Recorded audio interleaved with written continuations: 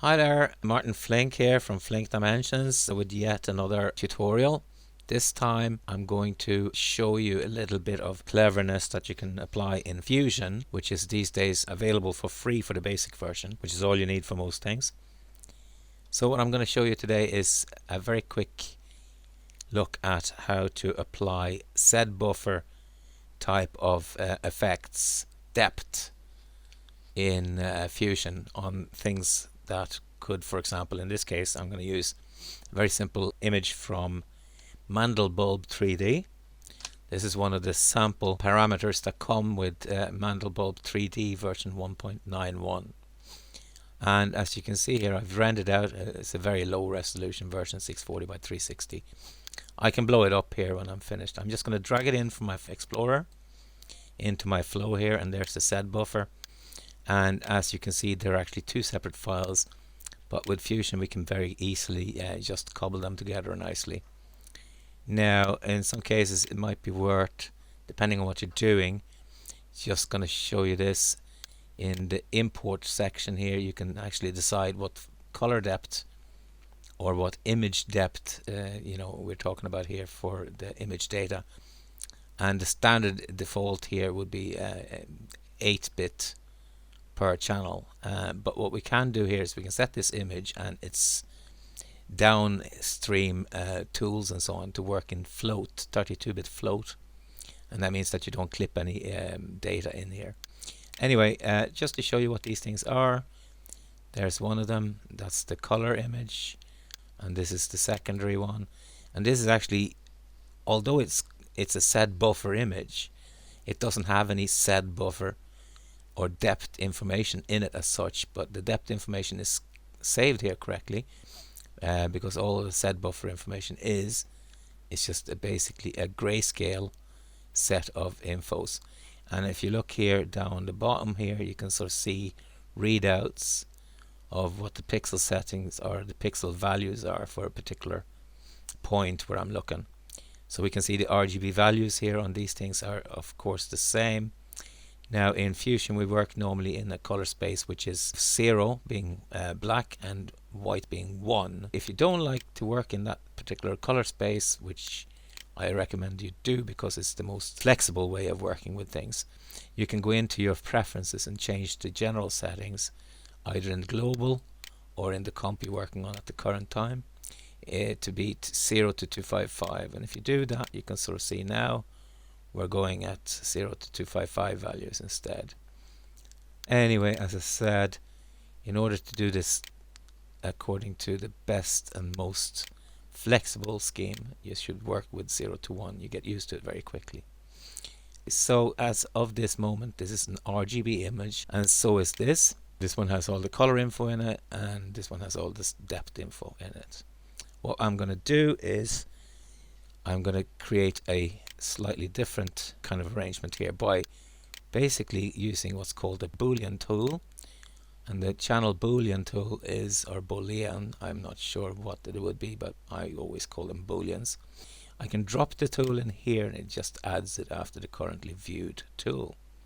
To view tools you can drag and drop them in any viewport, and you can see down here which viewport is being occupied by a particular tool.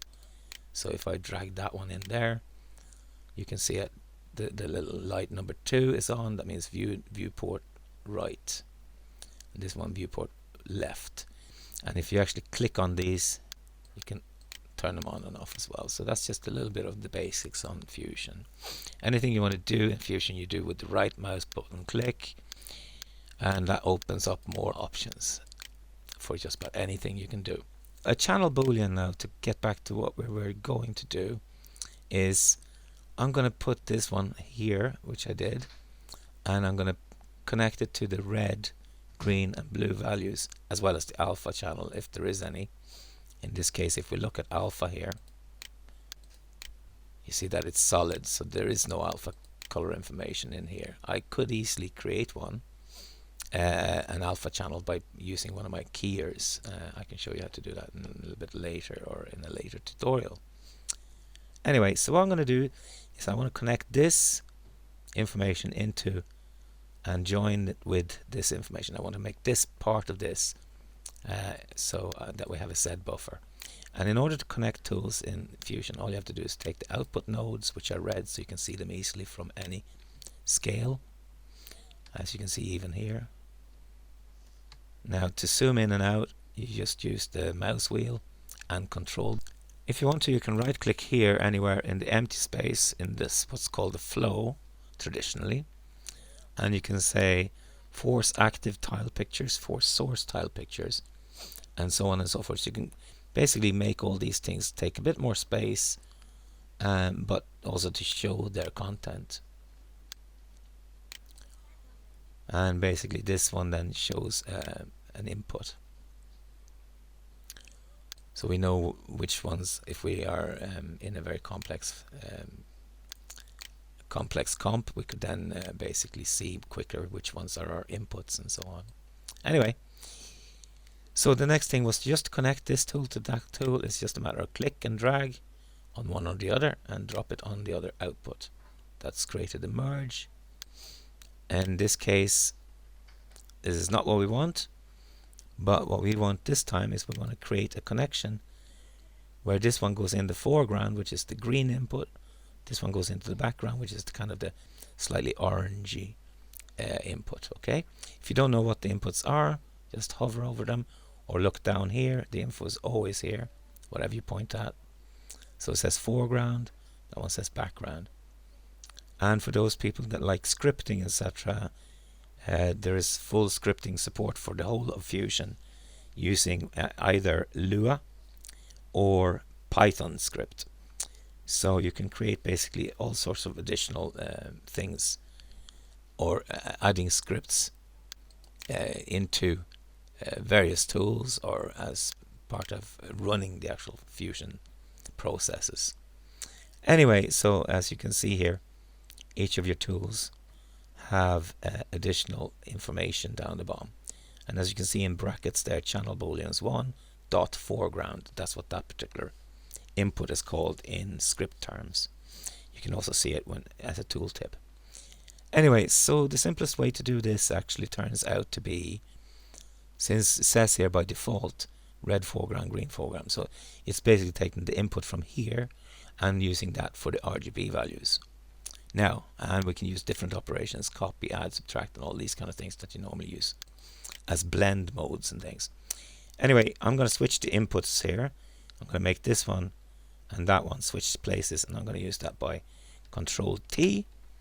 But you can also use right click if you don't know the shortcut, swap inputs. So there's how you learn the shortcuts as well. They're spelled out for you. So as you go through Fusion, you'll find most shortcuts are spelled out as well. So through your tooltips, you'll learn a lot of stuff as well.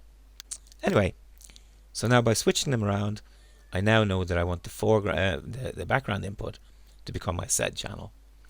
So in order to get my Zbuffer or Z channel, I go to auxiliary channels and I enable them, and then to Zbuffer, which all these now are set to do nothing. What I need to do is I need to switch the background lightness to become the Zbuffer. Lightness being the Luma values, the grayscale image values of this, to become the new Zbuffer. So if I now look at this and look down here, you've now added value of Z or Z. Basically, we've just now added the info from here, which is now Zbuffer information or Zbuffer information. And as you can see, anything that is this particular color here, which we see there is 900 minus 999,999, whatever. That's basically the infinity distance. Anything else has whatever values comes from Mandelbulb 3D and the setup in there, and in respect of the camera or the viewport if you want. Right, so what can we do with this then? It's all very good. Well, for the first things we can do is I might not like the color here, so I might just drop in what's called a color corrector. I just drag the tool here and drop it in like this, That's one way of doing it. If you have set up all your toolbars here, toolbars can be added, switched on, switched off. And if you have any tools that you don't use, you can just switch them off temporarily. And to add one is just a matter of, if you wanted to do this, you can call this one blurs. Now do it properly and just add them all. And I forgot to move it at the time. Now I just drop it up here. Right, so when we're done, we're done. So now I have all my blur tools here. Okay, let's get back into this now. We were talking about tools and stuff and dropping them in. So I said I can drop the color corrector in here like this, drag it in on a pipe like this. You can actually insert it like that. Or instead of doing this, we can just do this.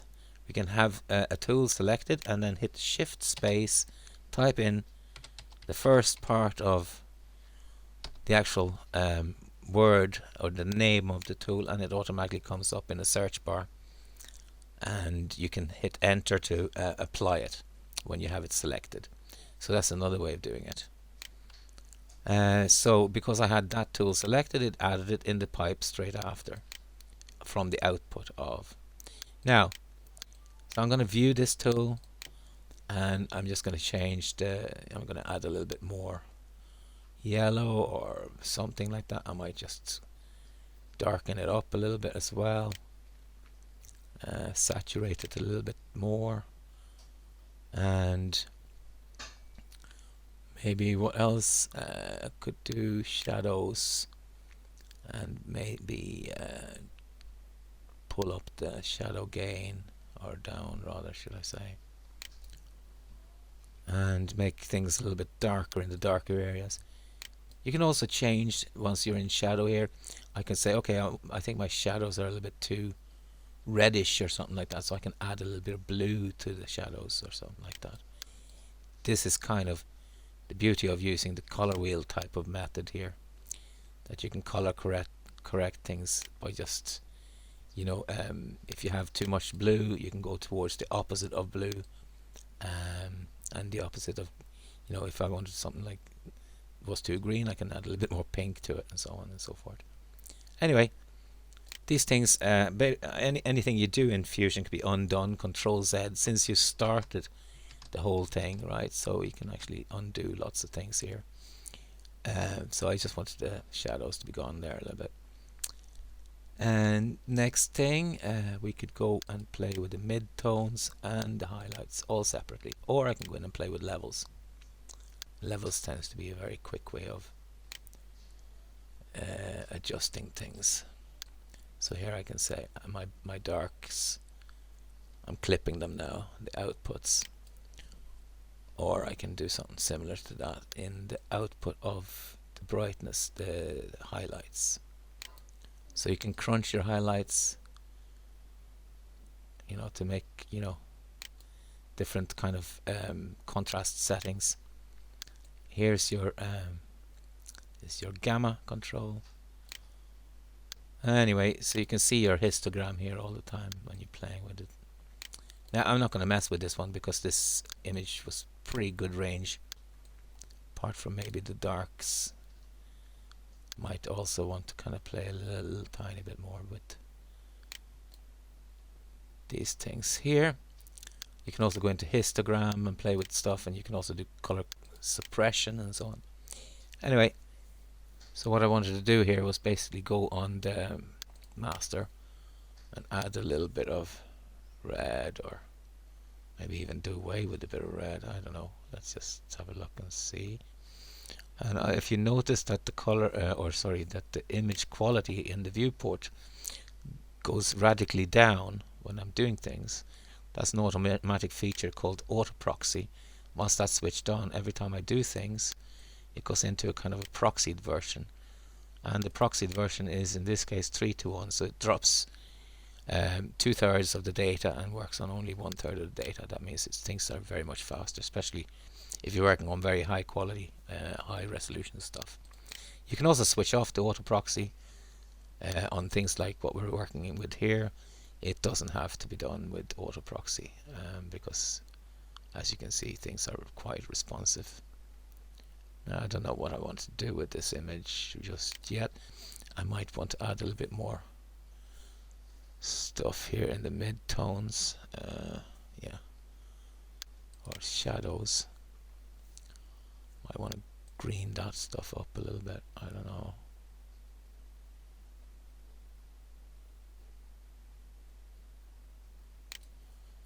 Something along those lines, I think. Anyway, when you're happy with whatever you're doing, so I want to saturate this a little bit more, as I said. I think I'll do a little bit further again. Okay, now, so that's something that you can do. You can just add color correction and all that kind of stuff afterwards. Or say you weren't interested in having this thing going, as a color image, you could just bring it down to no saturation at all, and make that easily just make a grayscale out of it. And then you can kind of tweak around and make it a darker kind of menacing type of image or something like that, but in this case I'm just going to leave the color as is, and I'll leave the color correction in there. Kind of like it the way it looks right now. Anyway, so the channel booleans was created in order to just get the Zbuffer info from the lightness values in this Zbuffer image, right? And these things, by the way, could be sequences. It's treated just exactly the same. It's just that you're setting up a range of frames that you're going to work with. All I'm going to do now is show you what this Zbuffer info from here can do. So after the channel booleans, we're going to just add a fog tool. Right. Oops.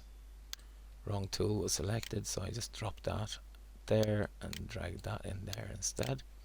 And as you can see, we now have a fog, and this is what I've been sort of suggesting in some comments and talking to friends, and that you're much better off rendering things out clean from things that are slow to render, like actual 3D graphics packages, and particularly 3D fractal graphics. Can be very slow and cumbersome to render out. So what you do is you run out stuff cleanly without any kind of beautification, and then you can do your beauty stuff afterwards. You can also add back in your Zbuffer values and play with things like fog and depth blur and all that kind of stuff. And just to show you what I mean by that, we're going to have a depth blur. Now, do I have those tools up here? No, I don't. So what we're going to do is we're going to add the 3D version of a blur. So I'm going to shift space and do blur depth blur. There it is. I can click and OK. So now we're going to have a look at the blur here, the fog here. And what we're seeing here is depth blur. We can, as you can see, we can sort of blur the image as much as we like. The thing is, why is all of it so soft? Well, that's because we haven't set a actual focal point yet. And that could be easy as this. We can pick it. Right. Now we can set a depth of field here. So let me take that down a wee bit. Now, at this point, I might switch the auto proxy on and zoom in here a little bit. Pick the focal point here, here, here, wherever you want. And you can even pick it from this particular image in the viewport here. Right, so I might want this particular contraption here. And let's do that here. I want that to be sharp, and I want to soften it rather than box blur it. And as you set things here, when you have the auto proxy on, you can kind of see the effect of what you're doing, roughly but quickly.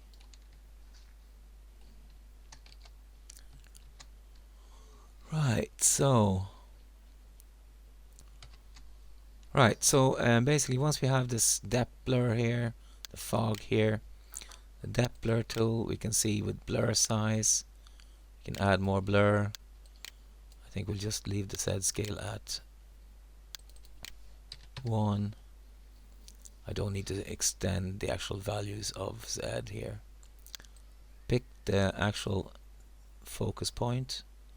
So I want this in focus, everything else gets blurred. And depending on the depth of field, you can blur the background more or less. So these two things are pretty sharp. If I go to, let me see, that's a 427, this one is a 294. So if I create a narrow depth of field, even things that are fairly close will start getting faded into blur. Now if I switch off the fog, we'll see this more obvious. So as I'm moving back to depth blur here, as I change the depth of field here, you can sort of see how suddenly we are extending very quickly exactly where your focus will be. And all of these things inside of Fusion can be animated, and as simple as right clicking on something like here, the Z, and say animate, and then I can create, say let's say 100 frames, and I set the whole job to be 100 frames for now, and then I'll go just to the end here, and we can switch this to a different focal point in the back somewhere. Right, so now if I click play here, it basically does the actual rendering into cache.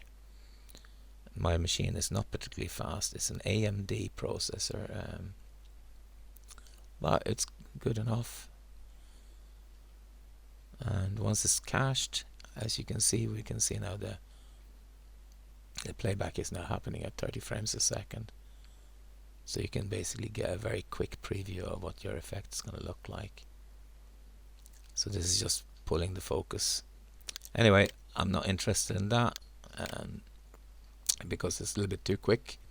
So I'm going to get rid of this animation completely. We're going to remove that. So now it's not animated anymore. Okay. So what we were going to do is we're going to set the focal point to be, say, here. So the foreground is blurry, background is a bit blurry. These guys here and sort of the middle ground are nice and sharp. And again, you can change depth of field and all this kind of stuff to be very tight. If you want a very close focus just on these two guys, and so on and so forth. Anyway, then the fog, which I switched off, by the way, Control P is the pass through.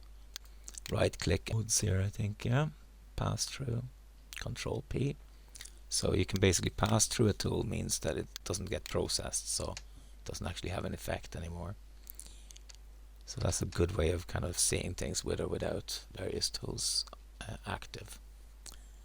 Okay, so now we have the depth blur over here, which I kind of like. I'm going to go to have a look at the fog, and the fog has similar things: Z near plane and Z far plane, Z scale, fog color, fog opacity. Well, first of all, we can kind of do things with the opacity, so we can, you know, tweak the fog any way we like. We can pick a color like this, or you can by clicking on this arrow here, you can say we wanted a little bit of a yellowy kind of, or a bluey, or whatever kind of color you want. Say we want something a little bit dirty-ish, a bit like that color that we had in the background originally. So we might want that, maybe make it a bit dense or not. And again, we can tweak these values, and if I want to animate it, I could just do animate, go one place and change it to another, or I can set numerous keyframes here. It's very simple. So I'm clearing this fog now, and that's just a little cheap trick I did there. So if we look at the fog, We can skip the depth blur, we can just switch that off temporarily and just watch the fog here on this view here, the left. Okay, so that's just kind of a cheap trick there, just by taking the density down. Anyway, we're going to get rid of the animation on that, and what we're going to do instead is create a fog that looks a little bit more interesting. So I'm going to use a fast noise tool for that. I'm going to just drag it in here on its own and set it up. And we're going to fit that. First of all, the fast noise is set up to be my normal standard 1920 by 1080 full HD. But in this case, I'm going to just work with the 640 by 360 as the source footage is.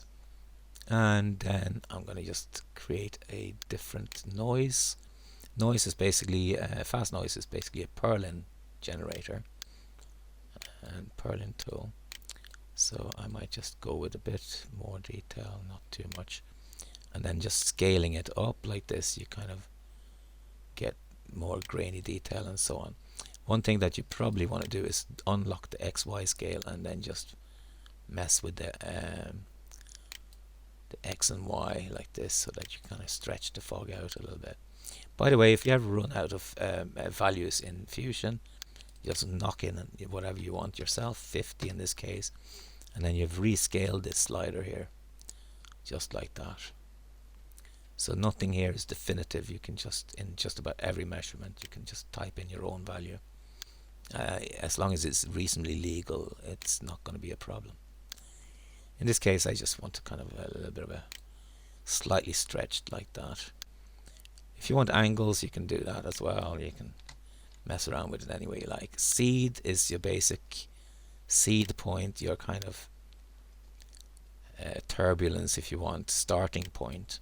Seed rate, well, that's kind of cool, right? Because that allows us then, very small values are normally what you're looking for here. So we're talking here 0.038. So it's like 3% per frame kind of thing, you know. So it's very little, but if you look at it here, it's quite a big effect still. Anything bigger than that number, and you see it, we have a, you know, something that would be great for working with waves in water surfaces and so on, for example. Anyway, seed rate here should be right about, I think, around between, you know, 1 or 2%, something like that. We shouldn't have a lot more than that moving around. Now, maybe just for the sake of, you know, spotting it a little bit easier, we might pump it up to nearly 3% there. Okay, so when I'm happy with that, I might just go and change the color of my fog, and just to sort of show you what these different colors are. This is on the color tab here in the fast noise still. And the background one, as you can see, is black at the moment. We can, you know, change that, and that's basically also, if we look at it here, there's an alpha channel to it. So if that's 1, it means a solid, so that there is no see-through. But in this case, we want see-through completely on one end of the spectrum. In this case, this part, this area, the darker areas, they're all see-through. As you can see, this kind of checkerboard, this shows us the transparency. And color 2 then is what the actual fog color would be in this case. So let's go with something similar to what I did in here, but something like along these lines here. If you don't like this picker, you can go in and use one of these pickers. And you can also set values here in HSV or RGB. Right, so I kind of like to work visually. Yeah, something like that range there, and then just pull it down, muddy it up a little bit. Maybe a little bit too saturated. Right, something along those lines, and you can obviously tweak these things here as well. Okay, so what we're going to do with that then is just to kind of push that in to the input here. And if I don't know what inputs are, you can hold down the Alt key as you drag things to a tool, and then it shows you here a list of what my inputs are. So in this case, this would be my fog input. So that is my fog, as you can see here. Right, so that's it. And let's view this tool up here instead. So now we have a fogged image here, and we have a fogged image there, which also has a bit of depth blur on it. So let's switch that tool back. Control P if you remember. And let's just make this a little bit less opaque than what it is at the moment. So we'll have a little bit like that. Takes care of making it look like we have a sort of a cloudy sky here as well. But at the end of the day, if I wanted to, I can just have a quick mask set up here. Masks are added with tools, so you can basically have a B-spline mask, and I can just add it here, and it goes into the mask input. You don't have to be too careful with this because it'll know that it's actually an input to my effects mask here. So if I now wanted to draw that, I can either view that, or I can just select the tool and show my fast noise or my fog result, and then just click append it. And that's basically just like, if I just scale it down a little bit, I can just do it like this, and something like this will do. Fairly roughly it should do it. You don't have to do any more than this really.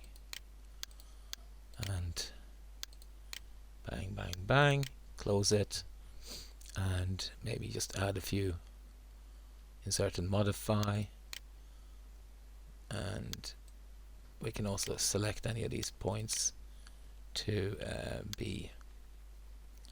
I just used the B spline. I could have used a normal spline or a just linear, straight linears, and I can select all these with Shift A. Instead of Control A, is Shift A, and then I can select here from this menu here what I want to do. All of these things are different, you know, make points, various kind of different points, different types and so on. Reduce points, you can make them linear. So if I want to make them linear or something like that, I can do that there. Or I can select this slot here and make them instead of linear, they want to be smooth, or you might want to make them symmetrical or something like that as well. You can do all these kind of things from here as well, but we're not going to bother with it. Anyway, that would be more than enough, I think, if I kind of bring that down to around there and around here somewhere. Now I want a bit of softness on this as well. It looks way too cut off. If I take my, as you can see, it looks way fabricated here, right? So first of all, let's just infringe a little bit and just bring it down to like the top line of these guys here in the back. Right, now go into the B-spline controls here automatically, and we'll set a soft edge on it as well, so that we kind of soften up the fog boundaries there. Right, so now we have fog. I might want to drop in a background image here of some sort later on, but for now all I'm going to do is do a quick preview here and see what this looks like. This is the view tool here on this. It shows me the fog as well as the depth blur or defocusing of foreground and background. Right, so now you can see how the fog is kind of moving a little bit. Now the other things you can add in here would be kind of things like glows and movement. You know, we could obviously add a camera to this. We can put this on a 3D plane and fly around it and all sorts of cool stuff. But that's for much later. Right now all I wanted to do was to show you how we can very easily composite things in afterwards on the clean footage, and it's Zbuffer. The fog, super cool tool. Depth blur, also super cool tool. Well, actually we're watching it there already. So yeah, so it just kind of give you a few ideas on how to get started with Fusion. Now obviously the last thing you need to know for sure is how to save stuff out when you've done your stuff. One way is to right click on a viewport and go in and say save image, and then you can save it. Shrooms are coming, and we'll call this one still, and that's basically saving out what I've just got in the viewport here. Now that's one cool way of doing it if it's just still images. The other way, because we created an animation here, which I will now save out. Actually, I think what I'll do is, because of the fact that I'm going to stick this on YouTube as well, is I'm going to save the comp. Control S is the shortcut for that, so keep on doing that. There's also in your preferences, by the way, get used to looking at your preferences, go through them and study them, because there's a lot of good stuff in here. Your memory settings, for example, is how much RAM you can apply to Fusion. The more you give it, the more it can do at the same time. Like, for example, simultaneous branching and simultaneous branching. This is on the interactive render, which is what you're doing in here. And then when you're actually final rendering stuff, as you click on render button here, then you can specify to do simultaneous branching. So if you have lots of branches of things, various tools and inputs and things, you can have them doing multiple branches at once, and that depends on how many. It depends on what you set in this slider to here. Now I have a quad processor machine, so this one can handle 4 frames at once if I want to. Generally speaking, it tends to be, the best setting tends to be around 1 less than the amount of cores you have available. But generally speaking, you can, in most modern machines now, if it's not too heavy flow, you can really run it at same as the number of cores. The other cool thing about preferences is you can start a render and you can see how many seconds per frame or frames per second you put them through in the workflow, and you can adjust your settings in here while this is going on. So you can basically tune your process and the memory situation in here. You can also go into OpenCL, and these things are sort of useful because at the end of the day there's a lot to be said about having a graphics card which can take over some of the processing for you. So you can basically specify what device you're using for your OpenCL and so on and so forth. There's a lot of stuff to be done here. QuickTime, you can set your quality setting here, what you normally want to use, and that could be, in my case, I like 85%, so I'm going to leave it at that. My compressor, and these are various codecs that you've installed. So I normally use the H.264, which is MP4, and then I'm going to save that. Now, anyway, I've set all that up now, so that's preferences. Remember them. That's where you go and change a lot of stuff as you like, set up things the way you please. Now, a saver is here, and what you do is you drop it in to where you want to save it, and I can drop it just like the other two, so I can drop it in the viewport of the tool that I want to save from. And as I said, I was going to do something else. I was going to size up things, but it doesn't matter. I'll do the save first.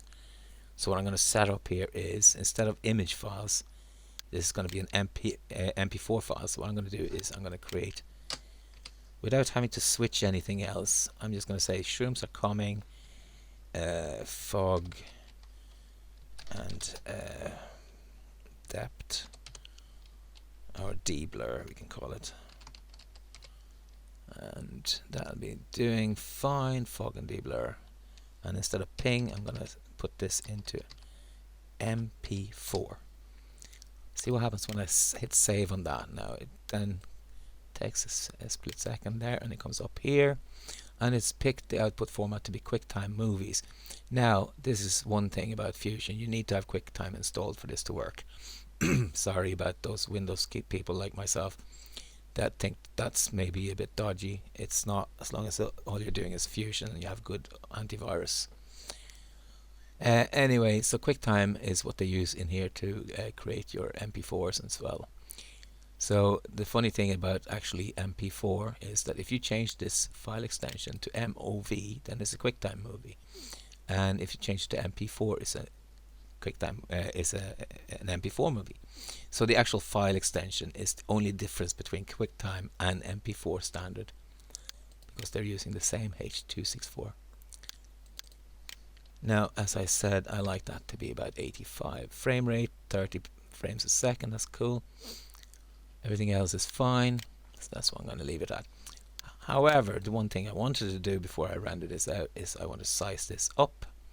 So I'm going to resize, shift space, resize, and then we're going to go and do this. Yeah, okay, because that's my standard flow settings, so it automatically resizes it up to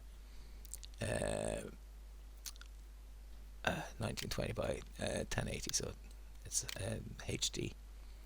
Right, so that's a resize done. Instead of filter method linear, which is the quickest, I'm going to use cubic. You can use Catmull ROM. Some of these things might work better depending on your actual footage. I can switch on the high quality setting here, zoom in a little bit and see what it looks like. Is it breaking up too badly or whatever from the scaling? And we can compare that to the previous non-sized output, which would be this one. And as you can see, there isn't a heck of a lot difference here. We can look at the slightly less blurry areas. There is something to be said maybe about this edge, but it's actually worse here where it hasn't been stretched up. So we'll just switch these back to normal. Well, as far as I'm concerned, running HD is fine, and it cost us very little. If I actually just do a quick preview here, and preview render, as you can see, you see these lights here going green? That's the processing. It shows us what is actually being processed. So the fog has already been done. We haven't changed anything in there, so that's already in cache, and that's the cool thing about Fusion. It's all taken care of automatically. If you happen to have a render farm, you could get the full studio version of Fusion, and then you can have unlimited render nodes as well, doing all this stuff in the background for you, even the interactive stuff you're doing. So if you have stuff that is very heavy on processing, like if you're working on film, like in Hollywood, a lot of these guys would be using Fusion with a whole render farm backing up the actual compositor, the special effects artists. Right, I'm happy with that, and I think it kind of shows a little bit of the kind of the features here. I might just add one other little thing, and maybe just some glow or something like that to kind of get a little bit of light going on here somewhere. So I might go for the soft glow here, and basically we just, by the way, all these things can be lined up. You can sort of say, okay, line up all the tools to grid, and you can also have them switched so that the switch them so this actually automatically line up to the grid or whatever, or to connected or whatever. Anyway, it doesn't really matter. I like the free flow. Anyway, so soft glow here, if I set a threshold on that, it basically means we kind of set a certain threshold before the actual footage gets glowed up. And the glow size, all these things are down to yourself what you like. I kind of like this threshold.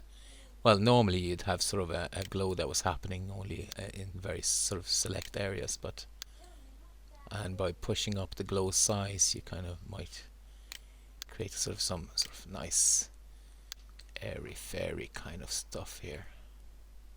I think we have a bit of threshold and a little bit more gain. Alright, let's see, a little bit more glow size. Yeah, I'm kind of happy with that. And if you'll have a look here, the blend slider. The blend slider is kind of a way of pulling back on any tool how much the effect is taken. And this can, of course, like everything else in Fusion, be animated. So if I wanted to bring that on, the glow, I can right click and animate that. And instead of setting keyframes here, there and everywhere, like say I want one here, I want one here, I can do stuff like slightly pulsing kind of thing here. And have a look at this then. I just want to see what that does so far. As you can see, all it's doing now is the soft glow. A glow is, generally speaking, quite an heavy-duty effect processing wise. So it takes a little bit of it, 2 frames a second is what it's doing, so like half a second per frame. But this is obviously working. I should have done this maybe before the resize, and we would have had the work done on 640 by 360 instead of working on 920 by 1080. These kind of small issues you can very easily correct if you want to. Now we've done it, so it's not a big deal. But anyway, so we can sort of see how the glow comes and goes a bit, right? Now, say I wanted to work on that in spline mode instead. So we have the flow, which is where we're putting up all our tools. We have a timeline, so we want to time things different. We can actually work with the time elements here. And now, actually, what I'm going to do is I'm going to replace this soft glow. I'm going to put it in before the resize, so we can actually have a little bit more fun. Shift and drag disconnects the tool and reconnects it wherever you want. So I could, for example, do that, and line it up there like that. So now we have the soft glow happening here, and as you will see before it's sized up, it's a lot quicker. You can see that green bar flying behind it. It's 17, 22, 25. So it's like, as you can see, pretty much normal speed after very fast first pass. Right. Anyway, so if I wanted to go into the timeline here, I can change my timings. This is the tool we're working on, soft glow here, the blend. So if you can see that there's the spline that's controlling the animation. If I click on that, I can basically select my actual time. This is my keyframes here, right?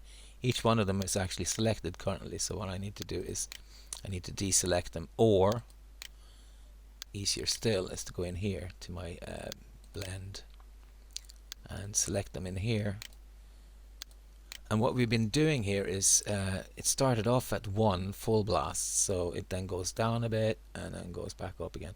So what I can do is I can just say, okay, I'm going to just go for this one.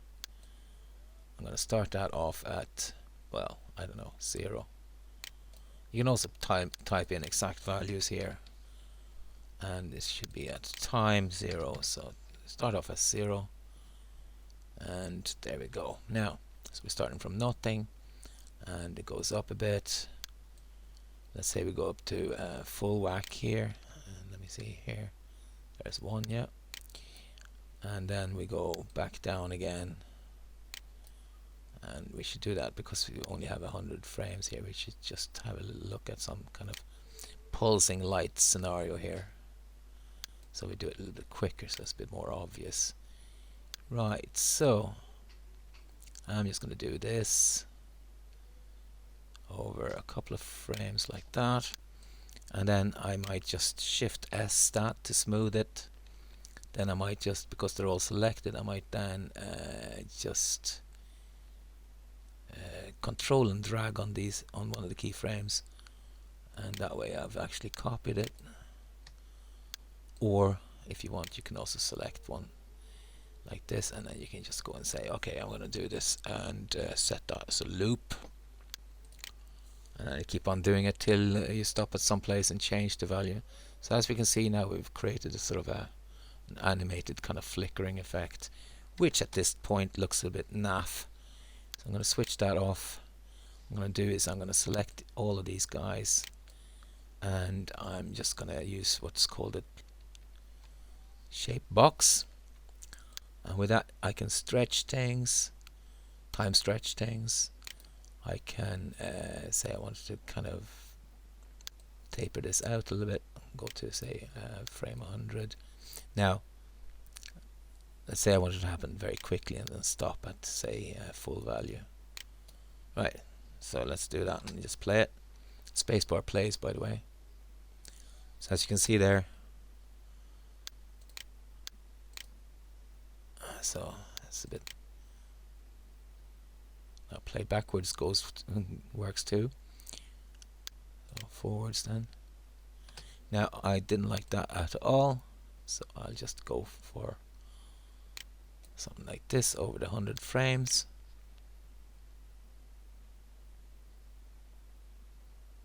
And all other things can be changed while you're at it, while you're playing. You don't even have steps to stop the playback. Okay, I think it's time to finish this off. So what I'm going to do is I'm just going to remove this animation. I was just showing off a little bit of how we can play with the splines, and I'm just going to remove the soft glow blend, go back to flow, and now just have a quick look. All we currently have animated is just the fog, so yeah, it's a bit boring maybe. So what I noticed here was before we actually go ahead and render this, I noticed that the fog, I forgot to set the near point, or the near plane should we call it. So let's have a look at fog. So the near plane at the moment is at 0, so that means we have fog all the way from here, from the very foreground, and that when we're kind of moving through the fog here is a little bit more obvious than it should be possibly. If we look at the fog here actually, right, so it's going all the way down here, so I wanted the fog to be a little bit more subtle, and that's why I'm gonna just move the near plane. I'm going to put the near plane here somewhere, and as you can see the fog is coming with us. I think I'm going to have the fog a little bit behind where our focus point is, so we're just going to set it pretty much around here, so the fog is kind of relocated to the background instead. Well, I kind of like that. So actually we're going to take off the high quality here so we get a quicker render. You know, doing about 4.5 frames a second now. So right, okay, I'm just going to stop it there, and yeah, okay, it's kind of subtle turbulence going on in the back. Maybe we should move it back a little bit further, but anyway, at this point in time I'm just going to stop it there because we've been having fun now for about an hour. So let's just stop that there. What I'm going to do is I'm going to pause this now and come back. Right, so I'm just set up a little extra tool here, and I just figured that I'd put a little bit more movement in the actual job here. I think we'll just switch that to a single view, and I just added the grid warp because I wanted to have a little bit more movement. So I kind of figured this guy looked a bit like a face, so I kind of don't know if it's a frog or what he is, but I just wanted to throw in another little tool in the mix there. And I won't be going through exactly what I did, but this is the grid warp tool, and that's what I set up here. And basically with the grid warp tool you have a source and a destination, and you basically set up your source to wrap around.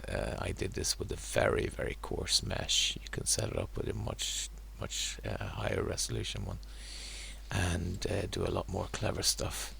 But for a simple little thing like this, I just set up a very simple mesh and you know, set up the source and then set the destination, and then created a couple of keyframes where I basically changed the destination key, or the destination, should we say, positioning of these points. You can do all sorts of other cool things as well, using various controls in here, and before and after, and there you go. Now I'm just going to render this out. So, and this was already set up. So go to render, full size, everything's okay there. I'm actually I'm actually doing it from 0 to 100, so that's actually 101 frames. I should have put this to 99, but I'm okay with that. I can live with an extra frame. So here we go. Start render. And as you can see, we're doing nearly 4 frames, just over 4 frames per second. And the cool thing about Fusion as well, it'll tell you things like when the job will be finished approximately, and how many minutes, hours, or whatever might remain. Okay, so let's have a look. So with Fusion you can play pretty much anything directly from the flow. So what I'm doing here is I just click off and then click back on the saver. That means that I get to see the saved MP4 file play. You can put that on loop. And if you're interested in things like time stretching and stuff, you could, for example, change the rate here, playback. Say I wanted to go slower.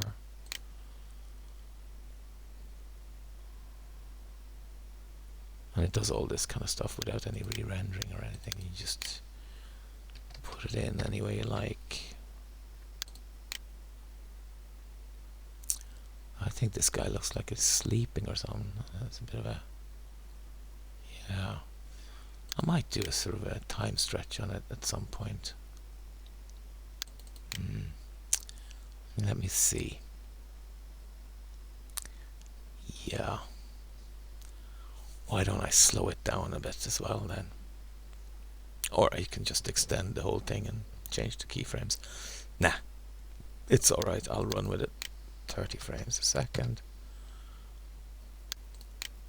And that's the job done. Okay, thanks for bearing with me. I'm having fun when I'm playing with Fusion, so I'm sorry it went over an hour here. Hope you learned a lot of cool stuff though. And if you're interested in more stuff like this, leave a comment and don't forget to subscribe. Alright, all the best. Take it easy. Bye bye.